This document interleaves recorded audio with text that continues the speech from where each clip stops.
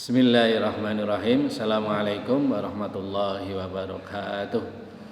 Innal hamdalillah nahmaduhu wa nasta'inuhu wa nastaghfiruh wa na'udzu billahi min syururi anfusina wa min sayyiati a'malina may yahdihillahu fala mudhillalah wa may yudlil fala hadiyalah.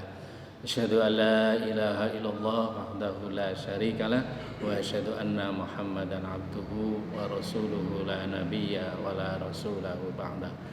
Allahumma salli ala Muhammad wa ala alihi wa ashabihi ajma'in, amma ba'd. Saudaraku kaum muslimin yang dirahmati Allah, wabil khusus kepada keluarga besar Fungsi Produksi 3 RU 4 Cilacap yang semoga dirahmati Allah Subhanahu wa taala. Alhamdulillah, mari senantiasa kita selalu bersyukur dan bersyukur kepada Allah. Salawat dan salam mari kita sampaikan kepada junjungan kita Nabi Agung Muhammad sallallahu alaihi wasallam beserta keluarganya, para sahabat-sahabatnya dan seluruh umatnya yang senantiasa istiqomah menjalankan sunnah-sunnah beliau. Kaum muslimin yang dirahmati Allah, seperti kita ketahui bahwa Allah Subhanahu wa taala menciptakan makhluknya itu selalu berpasang-pasangan, ya. Ada siang, ada malam, ada laki-laki, ada perempuan, ada bumi dan juga ada langit. Demikian juga ada sakit, juga sehat, demikian juga ada kesenangan dan kesedihan. Ini semuanya diciptakan oleh Allah Subhanahu wa taala untuk keseimbangan kita di dalam hidup di dunia ini. Pada umumnya, orang-orang yang diberi kenikmatan oleh Allah Subhanahu wa taala dia akan senang dan bergembira. Namun sebaliknya, kadangkala orang yang diberi musibah, diberi kesulitan oleh Allah Subhanahu wa taala, ia akan bersedih. Betapa banyak kita saksikan kadangkala orang-orang yang diberi kenikmatan oleh Allah Subhanahu wa taala dengan harta yang banyak, dengan kekayaan, dengan wajah yang tampan atau wajah yang cantik, dia menjadi lupa kepada Allah Subhanahu wa taala. Dan akan bertambah lupanya ketika Allah mengujinya dengan kesedihan, dengan kesulitan hidup dan sebagainya. Namun demikian, kita sebagai orang yang beriman mestinya menteladani dan mengambil pelajaran dari yang disampaikan oleh Rasulullah SAW. Bahwa Rasulullah SAW beliau bersabda dalam satu hadisnya, ajaban lil amir mu'min, sungguh ajaib, sungguh menakjubkan keadaan orang-orang yang beriman. Inna amruhu kullahu lahu khair. Semua urusannya, semua permasalahan yang dihadapinya selalu menjadi kebaikan baginya. Walaisa dzalika li ahadin illa lil mu'min. Dan yang demikian itu tidak akan ada kecuali hanya pada orang-orang yang beriman saja. Jadi orang-orang yang beriman dalam menghadapi masalah, baik itu yang menyenangkan maupun yang tidak menyenangkan, selalu berujung kepada kebaikan. Rasulullah juga bersabda, melanjutkan daripada sabda beliau, in asabathu sarra'u sakara fakana khairul lahu. Ketika orang itu diberi oleh Allah Subhanahu wa taala dengan kebaikan-kebaikan, dengan kenikmatan-kenikmatan, sakara fakana khairul lahu, maka ia bersyukur kepada Allah Subhanahu wa taala. Dan yang demikian ini menjadi kebaikan bagi dirinya. Kemudian wa in asabathu dharrahu sabbara fakana khairul lahu. Dan ketika dia diberi oleh Allah Subhanahu wa taala dengan ujian, ya, dengan kesulitan hidup, dengan ketidaksenangan hidup, sabbara fakana khairul lahu, maka dia bersabar dan itu menjadi kebaikan baginya. Kaum muslimin yang dirahmati Allah Subhanahu wa taala, Abu Mas'ud atau Abdullah bin Ibnu Mas'ud, beliau pernah berkata, likulli farhatin tarhatun. Setiap kegembiraan akan diiringi dengan kesedihan. Wa ma muli'a baitun farahan illa muli'a tarahan. Tidaklah sebuah rumah dipenuhi dengan kegembiraan, kesenangan-kesenangan, melainkan akan ada juga kesedihan-kesedihan.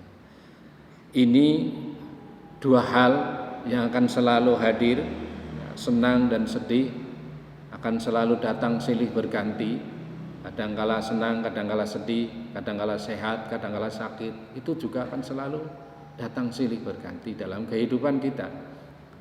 Oleh karena itu, cara terbaik dalam menghadapi kedua hal ini dalam hidup kita ini adalah manakala kita diberi kenikmatan oleh Allah Subhanahu wa taala, kita bersyukur, dan manakala kita diberi ujian oleh Allah Subhanahu wa taala, kita bersabar. Dengan demikian pasti hidup kita akan tenang. Kita akan menemui kegembiraan dalam kehidupan ini. Apabila sudah mampu menghadirkan perasaan sabar dan juga perasaan syukur dalam hati kita. Hadirin kaum muslimin yang dirahmati Allah Subhanahu wa taala, ya, sebetulnya antara senang dan sedih, kaya atau miskin, sama atau tidak? Sakit atau sehat itu sebetulnya sama atau tidak? Mungkin ketika kita bertanya, maka kebanyakan orang dari sisi logika akan menjawab itu tidak sama. Mana mungkin antara kaya dan miskin itu sama? Mana mungkin antara orang yang sehat dengan orang yang sakit itu sama? Tentunya pasti berbeda.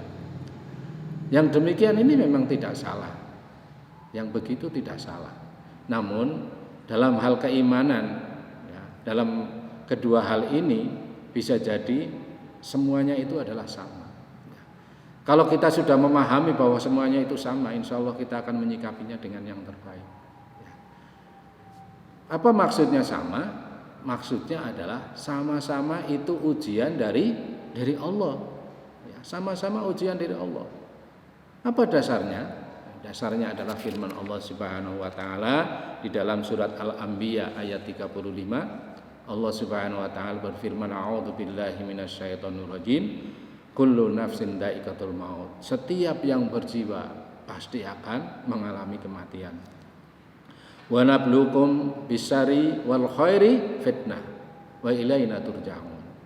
Wa nabluukum bisyarri wal khair fitnah.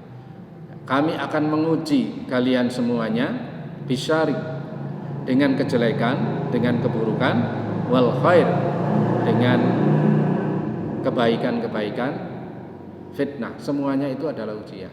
Jadi manakala kita diuji dengan keburukan, seperti halnya misalnya kemiskinan, kesulitan hidup, kekurangan harta dan sebagainya, itu semuanya adalah ujian. Demikian juga ketika kita diberi dengan kekayaan, dengan kelapangan rezeki, dengan kelebihan harta dan sebagainya, itu juga ujian dari Allah Subhanahu wa taala. Jangan berpikiran bahwa ketika kita menjadi orang yang kaya, menjadi orang yang senang, itu bukan ujian dari Allah.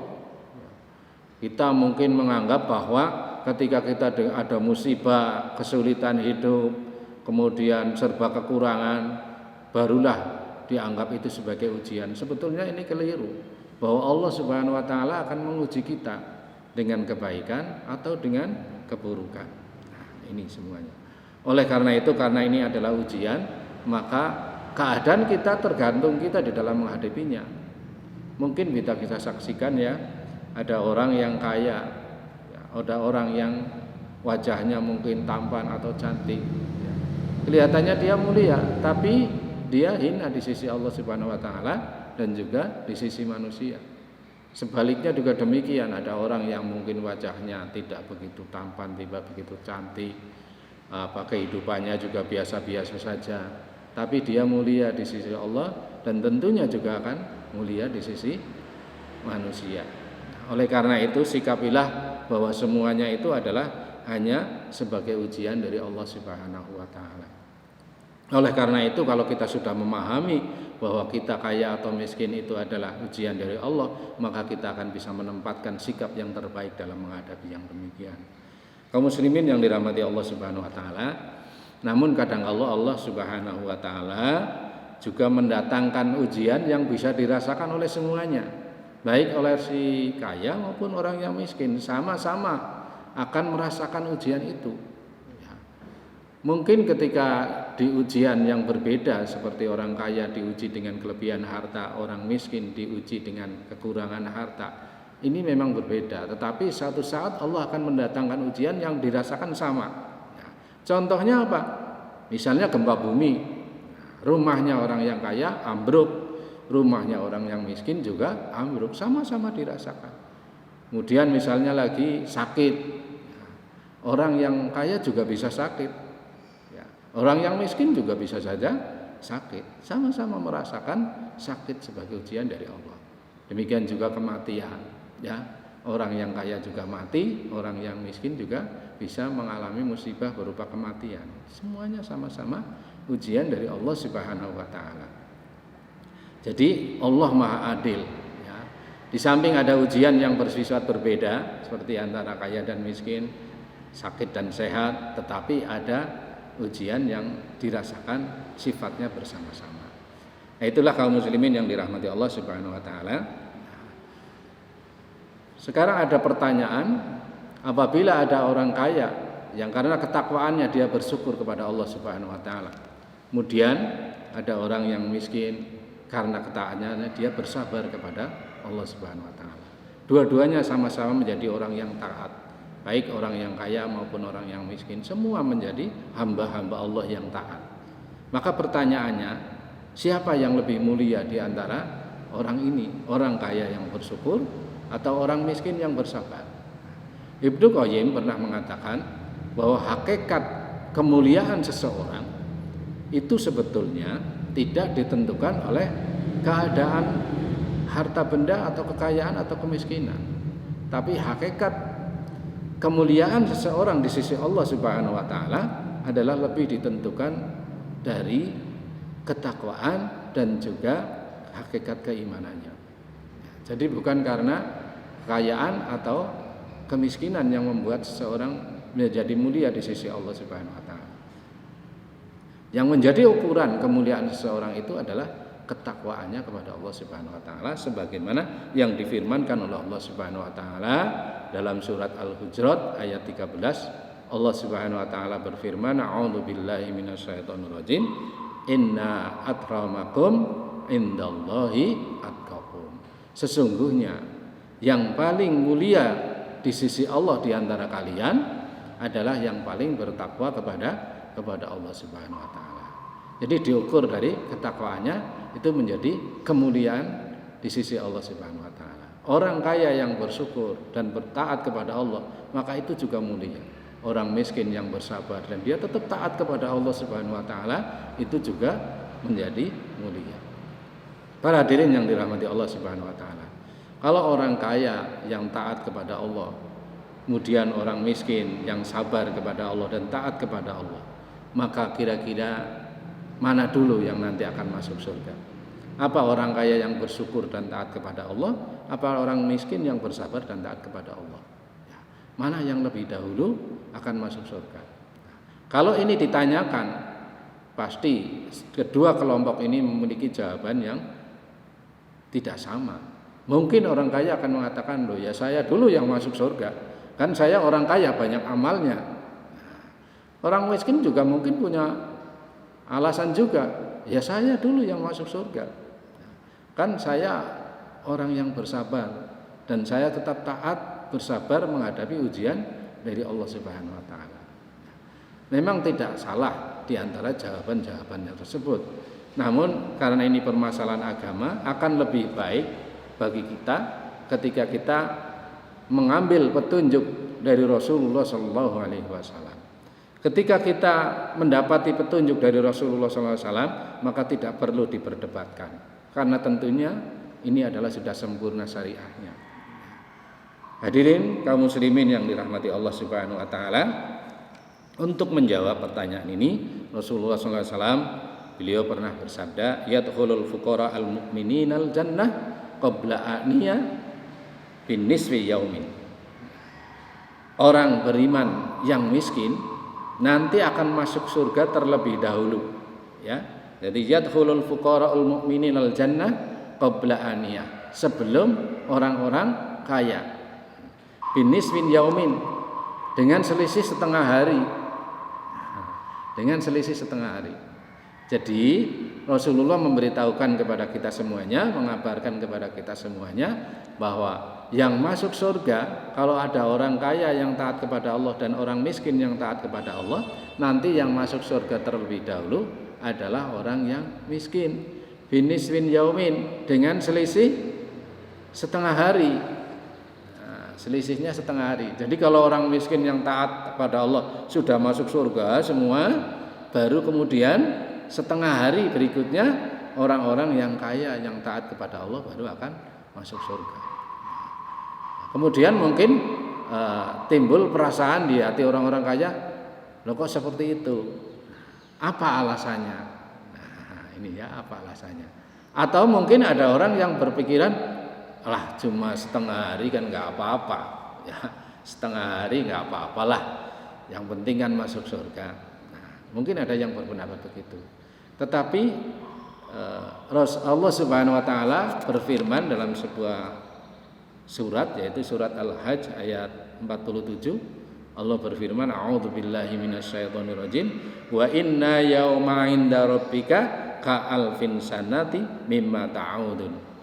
Sesungguhnya sehari di sisi Tuhanmu adalah seperti 1000 tahun menurut perhitunganmu. Nah, dari ayat ini bisa diambil sebuah pengertian bahwa perbedaan selisih waktu antara dunia dan akhirat, ya, bahwa kalau di akhirat setengah hari itu lamanya, ya, sehari lamanya 1000 tahun di dunia. Ya, jadi kalau harus menunggu setengah hari berarti menunggu berapa tahun? Ya, setengah nisfu yaumin berarti khamsi mi'atin amin, yaitu 500 tahun. Nah, jadi setengah hari di akhirat itu lamanya seperti apa? Setengah hari di akhirat lamanya seperti 500 tahun di dunia. Jadi kalau orang-orang yang miskin sudah masuk surga semuanya yang taat kepada Allah, maka 500 tahun kemudian baru orang-orang yang kaya. Waduh, kalau begitu bagaimana? Nah, tapi jangan khawatir, ya. Ketaatan orang yang taat kepada Allah walaupun nunggu, pastinya nunggu dalam ridha Allah, nunggu dalam naungan Allah Subhanahu Wa Taala. Insya Allah tetap dalam kenikmatan Allah Subhanahu Wa Taala. Jadi jangan khawatir, ya. Tapi pertanyaannya kan kita sebagai orang yang punya akal mesti kepengen tahu, loh apa penyebabnya sih kok orang yang kaya akan masuk surga belakangan dibanding orang miskin? Nah, kita ambil petunjuk dari Nabi Sallallahu Alaihi Wasallam. Yang pertama, bahwa orang yang kaya itu hisabnya lebih lama. Jadi perhitungan tanggung jawabnya lebih lama di akhirat nanti dibanding orang miskin. Orang kaya kalau hartanya banyak ya hisabnya lama, sementara orang miskin dia nggak punya harta yang banyak, cepat selesai hisabnya. Nah, itu jawaban yang pertama. Yang kedua, mayoritas orang-orang kaya itu lupa kepada Allah Subhanahu Wa Taala, sering lupa. Betapa banyak kita saksikan kadangkala masjid-masjid itu hanya dihuni oleh orang-orang yang ekonomi ke bawah saja, yang pada taat-taat. Sementara orang-orang yang kaya biasanya dia banyak kesibukan dengan urusan-urusan dunia. Nah ini ya, jadi Rasulullah SAW beliau juga pernah mengabarkan kepada kita di dalam hadisnya, beliau bersabda, innal muksirina humul mukiluna yaumal qiyamah. Sesungguhnya orang-orang yang memperbanyak harta, orang-orang yang mengumpulkan harta adalah orang-orang yang menyedikitkan kebaikannya pada hari kiamat, ya. Innal muksirina humul mukiluna yaumal qiyamah. Orang-orang yang mengumpulkan harta itu adalah orang-orang yang menyedikitkan kebaikannya pada hari kiamat. Karena dia sibuk ngurusi harta. Hartanya banyak, sibuk mengurusi harta sehingga sedikit sekali pemikiran-pemikiran untuk hari kiamatnya. Apa betul? Ya, tidak semua orang kaya seperti itu. Nah, dalam hadis ini disebutkan illa man a'tahullahu khairan. Kecuali orang-orang yang kaya yang diberi kebaikan oleh Allah Subhanahu Wa Taala. Jadi tidak ada kecualinya. Makanya tidak semua orang kaya seperti itu. Nanti akan banyak kita saksikan juga orang-orang kaya yang rajin beribadah kepada Allah Subhanahu Wa Taala. Ya. Itulah orang kaya yang diberi kebaikan. Illa man a'tahullahu khairan. Orang-orang yang diberikan kebaikan oleh Allah Subhanahu wa taala. Nah, orang-orang kaya yang diberi kebaikan oleh Allah Subhanahu wa taala itu tanda-tandanya seperti apa? Apakah kita termasuk orang-orang yang diberi kebaikan oleh Allah atau tidak? Nah, mari kita ukur. Kita ukur. Coba kalau kita merasa orang kaya, kita termasuk orang yang diberi kebaikan oleh Allah atau tidak? Mari kita coba cocokkan. Apa kata Nabi? Fana fahafihi yaminahu wasimalahu. Yaitu orang kaya yang senang berinfak, senang memberi, yaminahu wasimalahu, kepada orang-orang yang ada di kanan kirinya, wa baina yadayhi wa wara'ahu, dan kepada orang-orang yang ada di belakang atau di depannya. Ya, maksudnya adalah orang kaya yang sering infak, senang membantu, sering memberi kepada orang-orang yang ada di sekitarnya, yang ada di kanan kiri, yang ada di depan dan belakangnya. Kalau orang kaya yang senang berbagi semacam ini, inilah orang kaya yang mendapatkan kebaikan dari Allah Subhanahu wa taala. Karena kadang-kala kita lebih banyak menyaksikan orang kaya yang tidak mau peduli terhadap lingkungannya, tetangganya membutuhkan tidak mau memberi dan sebagainya. Dia hanya untuk kepentingan dirinya sendiri. Kalau kita seperti yang dikabarkan oleh Rasulullah SAW ini, berarti kita termasuk orang kaya yang diberi kebaikan oleh Allah Subhanahu wa taala. Kemudian wa amila fihi khairan, dan dia berbuat baik dengan hartanya. Ya, maksudnya berbuat baik dengan hartanya itu bagaimana? Ya, kewajiban-kewajiban terhadap harta yang dia miliki dia tunaikan sesuai dengan syariat Islam. Contohnya apa? Ketika dia melihat ada orang kesulitan hidup, dia bantu. Saudaranya ada yang membutuhkan bantuan, dia bantu. Mana yang harus dikeluarkan zakatnya, dia tunaikan zakatnya. Mana yang harus dikeluarkan infaknya, dia tunaikan infaknya.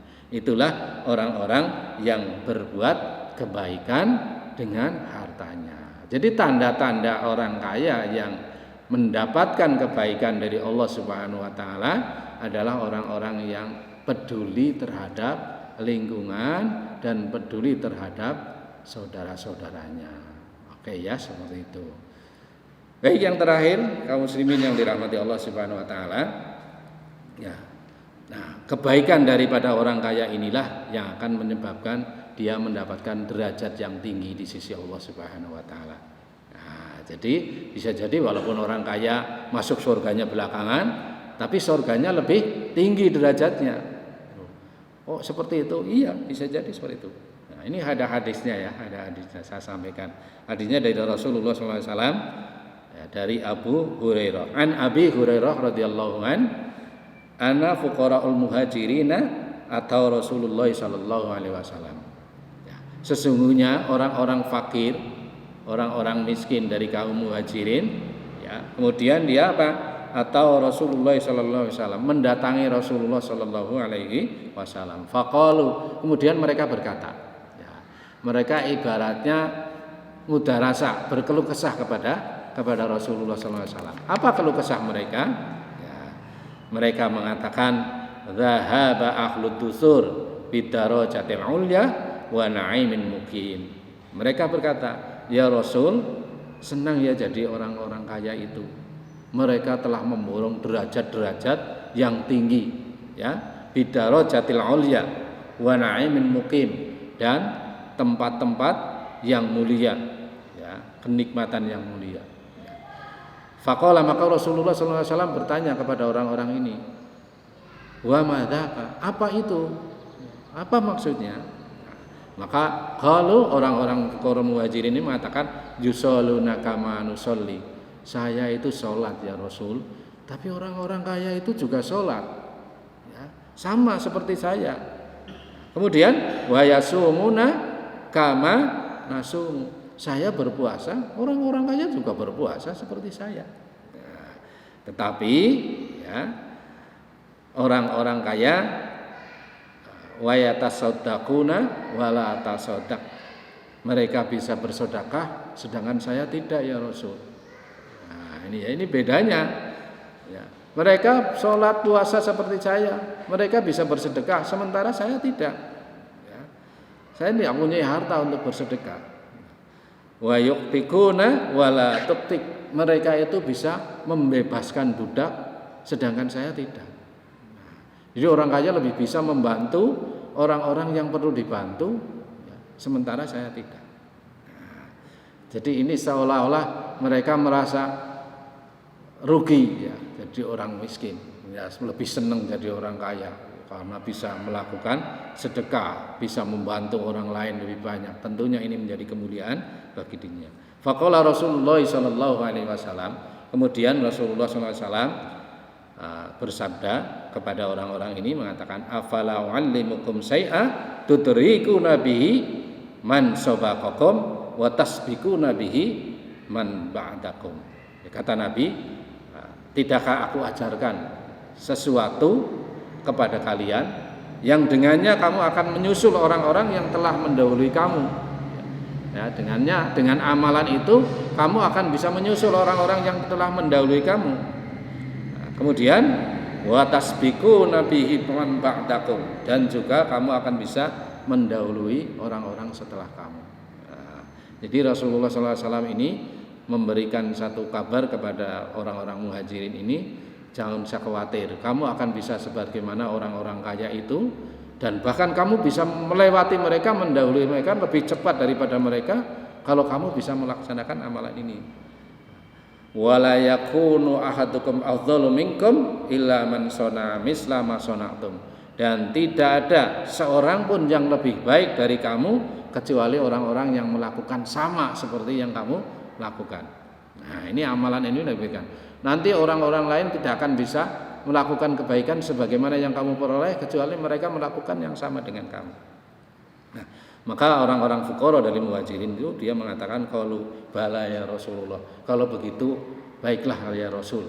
Nah, kemudian qala Rasulullah sallallahu alaihi wasallam bersabda, memberikan amalan yang harus dilakukan oleh orang-orang fuqara ini, tusabbihuna, engkau bertasbih, ya, membaca subhanallah, wa tukabbiruna, kamu bertakbir, yaitu membaca Allahu Akbar, wa tahmaduna, kamu tahmid, yaitu membaca alhamdulillah, zuhuri kulla salatin salasin wa salasina marrah, setiap selesai salat. Nah, jadi ya amalannya, ya, orang-orang miskin yang kepengen menandingi orang-orang kaya dalam hal berlomba-lomba dalam kebaikan, ya, bahkan bisa lebih baik ketika orang-orang ini bisa bertasbih, bisa bertahmid, bertakbir 33 kali setiap setelah selesai sholat. Kalau kamu bisa melakukan yang demikian, itu sudah mencukupinya untuk menyamai orang-orang kaya yang banyak beramal kebaikan. Nah, maka ini menjadi kegembiraan buat orang-orang fakir dari kaum muhajirin ini. Nah, namun demikian beberapa hari kemudian, ya, Abu Shalih ini menemui Rasulullah SAW. Kemudian dia mengatakan, faraja'a fuqara al-muhajirina ila Rasulillah sallallahu alaihi wasallam faqalu sami'a ikhwanina ahlul ambali bima fa'alna fa'alu mislahu. Ya Rasulullah sallallahu alaihi wasallam, ya, mereka orang-orang kaya itu mendengar apa yang engkau sampaikan kepada kami, yaitu mengamalkan bacaan tasbih, tahmid dan takbir setelah sholat. Mereka melaksanakan hal seperti halnya yang saya lakukan ya Rasulullah. Nah, jadi orang-orang muhajirin ini merasa, waduh, ini orang kaya juga bisa semacam ini. Mereka habis sholat juga tasbih, mereka juga tahmid, takbir, sama seperti kita, apa bedanya? Kalau begitu tetap yang kaya itu lebih baik.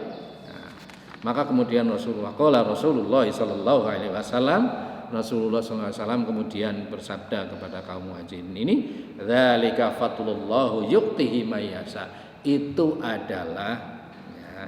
adalah karunia Allah yang diberikan kepada siapa saja yang dikehendakinya. Ya. Jadi kalau orang-orang kaya semacam ini, ya memang dia mendapat karunia dari Allah Subhanahu wa taala. Maka kita tidak boleh iri atau mungkin merasa lebih atau merasa kurang dari orang kaya. Karena itu adalah fadilah dari Allah Subhanahu wa taala. Nah, jadi dengan demikian orang-orang kaya sekalipun masuk surga belakangan tetapi dia mendapatkan derajat yang lebih tinggi.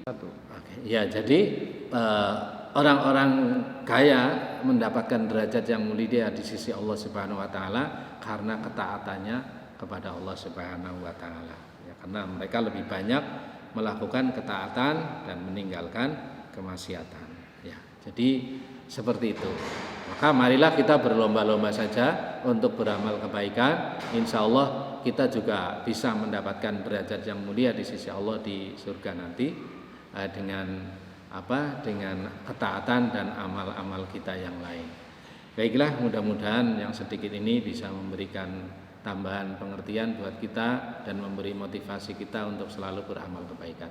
Mari kita berdoa kepada Allah, mudah-mudahan Allah Subhanahu wa taala berikan kemudahan kepada kita untuk mengamalkan kebaikan-kebaikan dan mengisi waktu-waktu yang diberikan oleh Allah Subhanahu wa taala dengan ketaatan dan kebaikan. Allahumma shalli ala Muhammad wa ala ali Muhammad kama shallaita ala Ibrahim wa ala ali Ibrahim wa barik ala Muhammad wa ala ali Muhammad kama barakta ala Ibrahim wa ala ali Ibrahim innaka Hamidum Majid. Allahumma ighfir lil mu'minina wal mu'minat wal muslimina wal muslimat al ahya'i minhum wal amwat innaka qaribun mujibud da'wat. Rabbana zalamna anfusana wa illam taghfir lana wa tarhamna lanakunanna minal khasirin.